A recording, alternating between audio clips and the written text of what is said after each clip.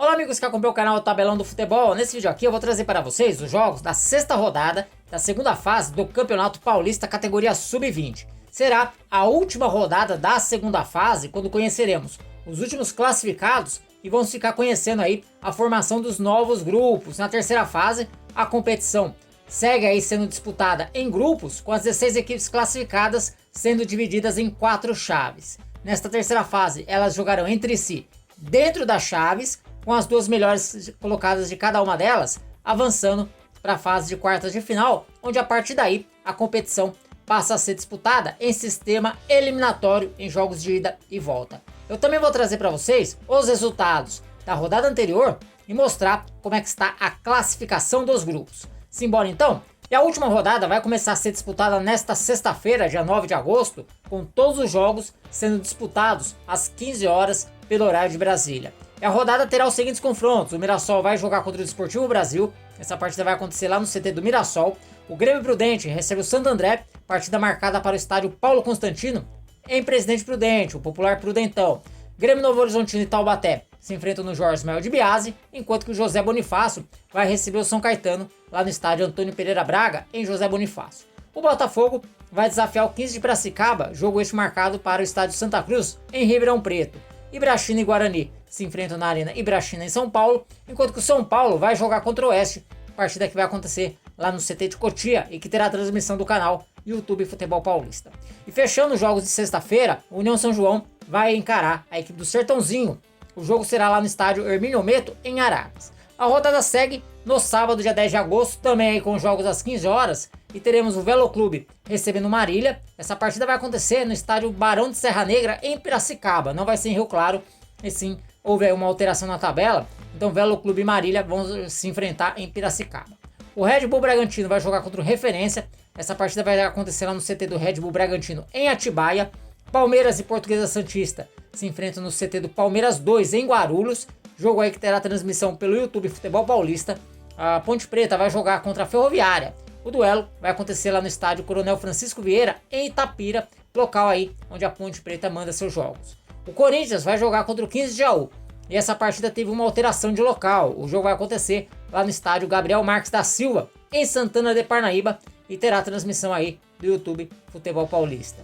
Ituano e Inter de Limeira se enfrentam no estádio Novelli Júnior, mas não é o campo principal, e sim o campo anexo, que fica atrás de uma das arquibancadas. O Santos recebe o São Bento. A partida vai ser lá no CT Rei Pelé, em Santos, também aí com transmissão do YouTube Futebol Paulista. E para fechar a fase, o Suzano vai jogar contra o Aguaí. Essa partida vai acontecer lá no estádio Francisco Marques Figueira, na cidade de Suzano. E agora eu trago para vocês então os resultados da rodada anterior, os resultados da quinta rodada da segunda fase, quem se deu bem e quem se deu mal. A rodada começou na última quinta-feira, dia 1º de agosto, e teve a vitória do São Bento sobre o Suzano por 2-1, partida que aconteceu lá no estádio Walter Ribeiro, em Sorocaba. Na sexta-feira, dia 2, o São Caetano perdeu em casa para o Grêmio Novo Horizontino, 2-0. O 15 de Jaú, no duelo de galos, fez 3-0 em cima do Ituano. Outro que se deu mal jogando em casa foi o 15 de Piracicaba, perdeu para o Ibrachina pelo placar de 3-2. Portuguesa Santista e Ponte Preta empataram em 2-2 em Santos. O Desportivo Brasil venceu o Grêmio Prudente por 2-1 em Porto Feliz, enquanto que o Oeste fez 3-0 em cima do União São João, partida que aconteceu lá na Vila Porto, em Barueri. Já o Mirassol visitou o Santo André e voltou do ABC com uma vitória por 3-1. Outro que venceu fora de casa foi o José Bonifácio, foi até Taubaté e bateu o Taubaté por 2-1. Já o Guarani ganhou do Botafogo de Ribeirão Preto, 2-0. E o Referência bateu o Velo Clube pelo placar de 1-0. Todos esses jogos na sexta-feira, dia 2 de agosto. No sábado, dia 3, a rodada seguiu com 3 duelos. Aguaí e Santos empataram em 1-1. O Marília perdeu em casa para o Red Bull Bragantino por 4-0. E o São Paulo bateu o Sertãozinho fora de casa por 2-1, lá no estádio Frederico Dalmaso. E a rodada foi encerrada no domingo, dia 4 de agosto, com a Ferroviária ganhando do Palmeiras por 1-0, enquanto que Inter de Limeira e Corinthians empataram em 1-1. Bom, a classificação dos grupos está assim. O grupo 14 já tem aí o Desportivo Brasil classificado, tem 11 pontos. O Grêmio Prudente é o segundo colocado com 7 pontos. E o Mirassol é o terceiro colocado com 6. Aí na quarta colocação o Santo André tem 2 pontos, já está fora. Pelo grupo 15, a liderança é do Novo Horizontino, já está classificado, tem 13 pontos. O São Caetano é o segundo colocado com 7. O José Bonifácio aparece logo atrás com 6. E o Taubaté é o quarto colocado, já sem chances de classificação, tem 3 pontos. Pelo grupo 16, a liderança é do Ibrachina, já está classificado 12 pontos. O Guarani tem 7 pontos e 1 gol de saldo e 7 gols marcados. O Botafogo também tem 7 pontos, tem 1 gol de saldo, mas tem 5 gols marcados. Essa disputa aí pela segunda vaga do grupo 16 está bem acirrada.